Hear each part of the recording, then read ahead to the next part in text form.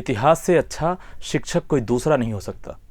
इतिहास सिर्फ अपने में घटनाओं को नहीं समेटे होता है, बल्कि इन घटनाओं से भी बहुत कुछ सीख सकते हैं।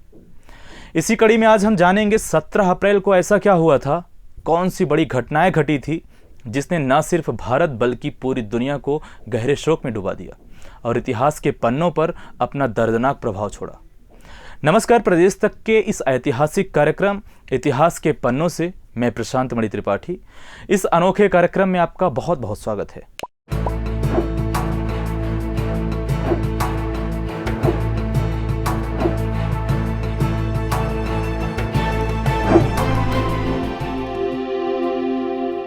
भारत का इतिहास हमेशा से ही अपने आप में दुनिया के एक मिसाल के तौर पर उभरा है। आमतौर पर यहाँ होने वाली गतिविधियाँ अपने साथ उन दिनों की महत्ता को लेकर आती हैं। भारत के इतिहास में राजनीतिक रूप से 17 अप्रैल का दिन बहुत महत्व रखता है। इस दिन देश को राजनीति के रूप में एक ऐसी क्षति हुई थी जिसकी भरपाई संभव नहीं।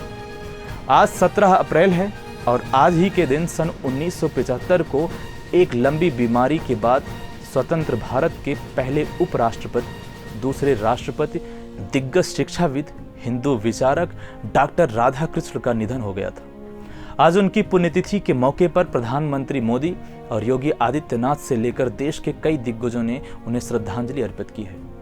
उन्हें दुनिया के सर्वश्रेष्ठ शिक्षकों में से एक माना जाता था। सर्वपल्ली हमेशा कहते थे कि एक अच्छा टीचर वो है जो ताउम्र सीखता रहे। उसे अपने से छोटों या अपने छात्रों से सीखने में भी कोई परहेज नहीं होता।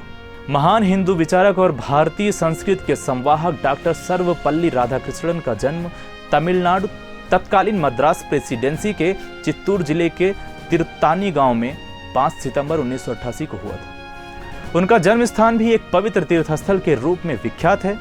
दक्षिण भारत में एक गरीब ब्राह्मण परिवार में जन्मे राधाकृष्णन के पिता का नाम सर्वपल्ली वीरस्वामी और माता का नाम सीताम्मा था। इनके पिता सर्वपल्ली वीरास्वामी एक स्थानीय जमींदार के राजस्व विभाग में काम करते थे।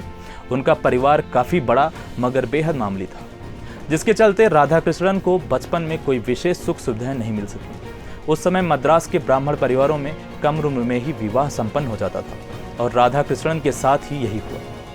1907 में केवल 14 वर्ष की उम्र में ही उनका बाल विवाह शिवा कामू नाम की 10 वर्षीय कन्या के साथ करा दिया गया। जैसे कि हमने बताया, राधाकृष्णन ब्राह्मण थे, ऐसे में वेद पुराणों से उनका रिश्ता तो स्वाभाविक था, मगर पढ़ाई लिखाई में भी उनकी खासी रुचि थी। वे बचपन से ही किताबें पढ़ने के शौकीन थे।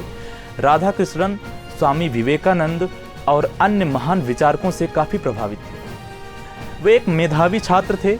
इनकी प्रारंभिक शिक्षा लूनर्थ मिशनरी स्कूल तिरुपति और वेल्लूर में हुई।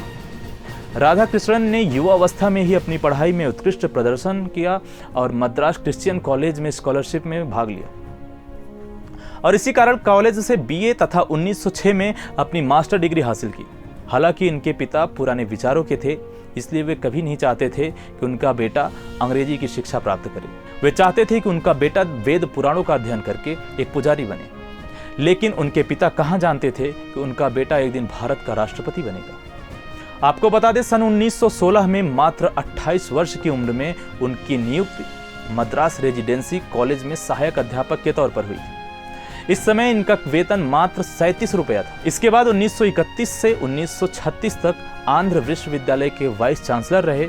आपको ये जानकर आश्चर्य होगा कि बतौर कुलपति उन्होंने कभी भी कोई सैलरी नहीं ली थी। वे यह कार्य सेवा के रूप में करते थे और सेवा की कोई सैलरी नहीं होती।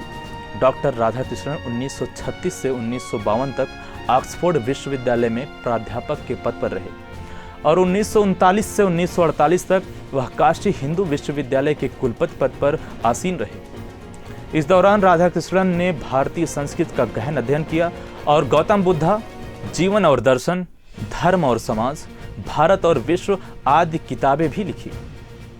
उन्होंने 40 सालों तक शिक्षक के रूप में काम किया, यानी राजनीति में आने से पहले राधाकृष्णन ने अपने जीवन के 40 साल अध्यापन को दिए, क्योंकि उनका मानना था कि बिना शिक्षा के इंसान कभी भी मंजिल तक नहीं पहुंच सकता।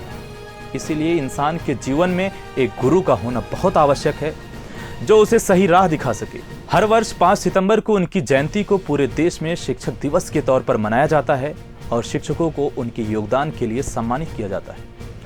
अगर उनके राजनीतिक जीवन की बात करें तो उन्होंने भारत के पहले उपराष्ट्रपति के तौर पर 1952 से 1962 तक अपने 2 कार्यकाल पूरे किए। इसके बाद 1962 से 1967 तक उन्होंने दूसरे राष्ट्रपति के तौर पर देश की बागडोर संभाली। आपको ये जानकर विश्वास नहीं होगा कि जब वे देश के प्रथम नागरिक यानी राष्ट्रपति थे, तब वे अपनी 25,000 रुपए की सैलरी में से केवल 10,000 रुपए लेते थे और बाकी बची हुई राशि को प्रधानमंत्री राष्ट्रीय राहत प्रबंधन कोष में दान दे देते थे। शिक्षा और राजनीति में योगदान के लिए 1954 में भारत के प्रथम राष्ट्रपति डॉक्टर राजेंद्र प्रसाद ने उन्हें देश के सर्वोच्च नागरिक सम्मान भारत रत्न की उपाधि से सम्मानित किया।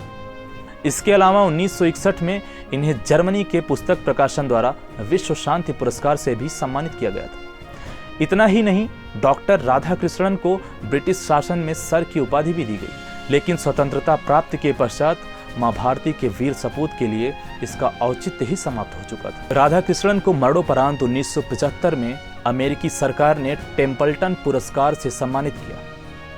यह पुरस्कार धर्म के क्षेत्र में उत्थान के लिए प्रदान किया जाता है।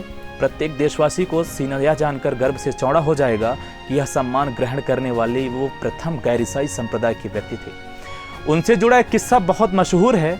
जब वे राष्ट्रपति बने तब छात्रों ने उनका जन्मदिन मनाना चाहा। इस पर उन्होंने कहा, मेरा जन्मदिन मनाने की बजाय 5 सितंबर को शिक्षक दिवस मनाया जाए तो शिक्षकों के लिए गर्व की बात होगी।